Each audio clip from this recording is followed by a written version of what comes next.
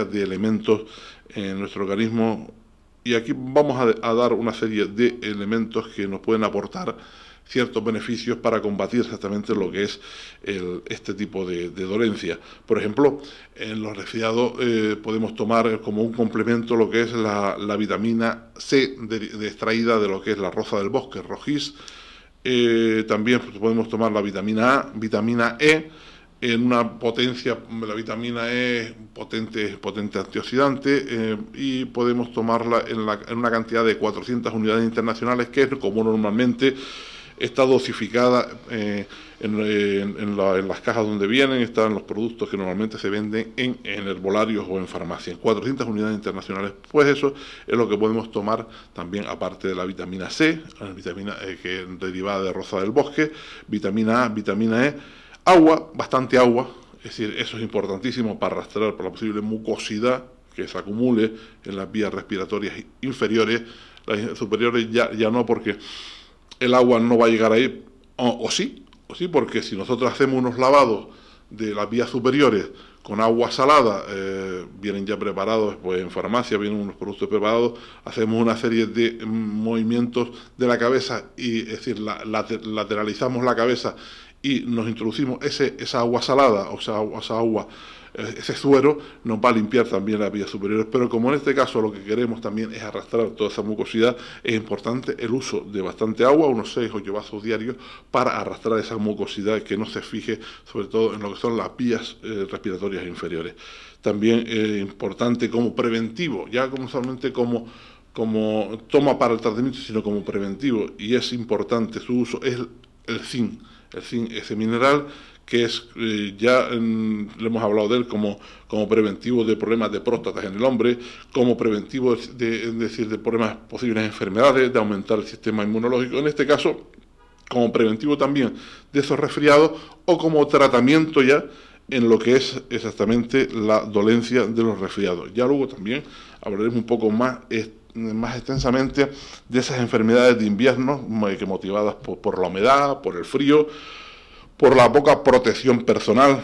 A veces nos protegemos muy poco, tanto físicamente, corporalmente, vamos en plan a pecho descubierto muchas veces con los cambios de temperatura, y también tener en cuenta que este tipo de enfermedades de invierno pues son producidas por esa mayor contaminación ambiental que cada día se va produciendo más, y por esa falta de lluvia que limpia la atmósfera, y como está lloviendo poco, pues no la está limpiando, y se va cada vez contaminando más, y sobre todo esas personas que tienen tendencia a padecer pues problemas de tipo respiratorio, como pueden ser el asma, o pueden ser resfriados, rinitis alérgica, gripe, etcétera, etcétera, pues la contaminación los va a perjudicar cada vez más. Hablaremos de eso. Este será el segundo tema del programa de hoy. Vamos a un breve espacio publicitario, y después empezaremos con este segundo tema, donde hablaremos de eso, de las enfermedades que nos produce el invierno, o la primavera también, ya que el invierno está tan avanzado. Ya casi el mes que viene comienza más o menos dentro de un mes y días, porque ya es para el 21 de marzo, comienza la primavera. Es decir, invierno, primavera, produce este tipo de enfermedades de tipo respiratorio debido a eso, a lo que decíamos, a esos cambios de temperatura, de humedad, y también a esa mayor contaminación ambiental.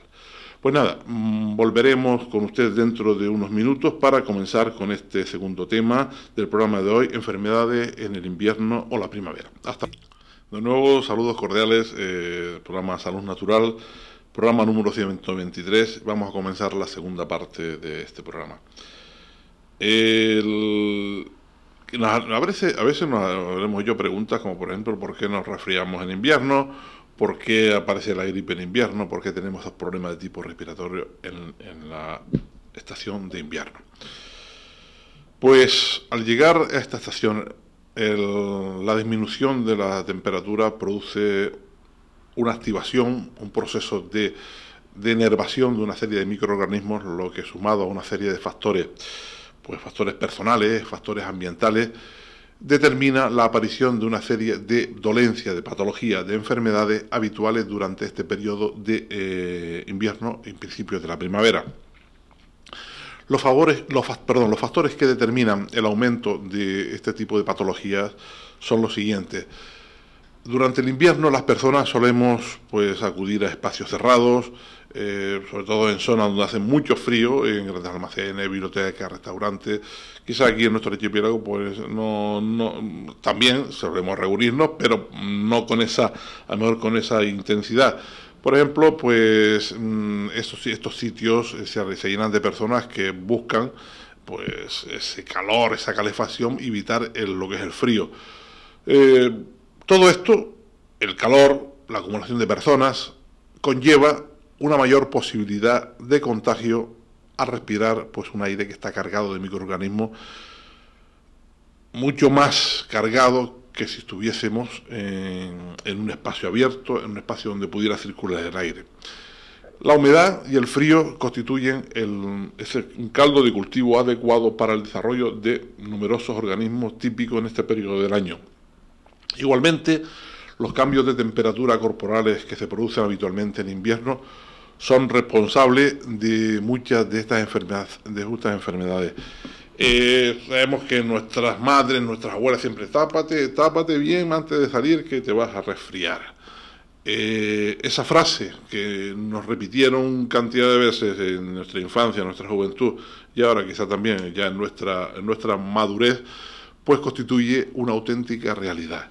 Taparnos antes de salir para no enfriar. Ese cambio brusco de temperatura, de estar con calefacción a un cambio de una temperatura muy inferior y que las vías respiratorias lo van a notar. Normalmente, cuando respiramos lo hacemos por la nariz. Normalmente, excepto que hay un problema de tipo respiratorio, hay una desviación del tabique nasal, etc. La función de la nariz es calentar y humedecer el aire y retener las partículas que flotan en el aire, esas partículas que a veces de polvo, de madera y tal, quedan retenidas en esos pelillos que tenemos en la nariz. Es como un filtro, es decir, que un filtro purifica el aire, reteniendo esas partículas que contienen microorganismos para que nos penetren en nuestro cuerpo. Decimos esos pelillos humedecidos en nuestra nariz, que está humedecido por la mucosidad nasal, y entonces ahí se van pegando estos microorganismos para evitar que entren en nuestro cuerpo. Cuando respiramos por la nariz, muchas partículas quedan adheridas y no llegan a entrar en los pulmones.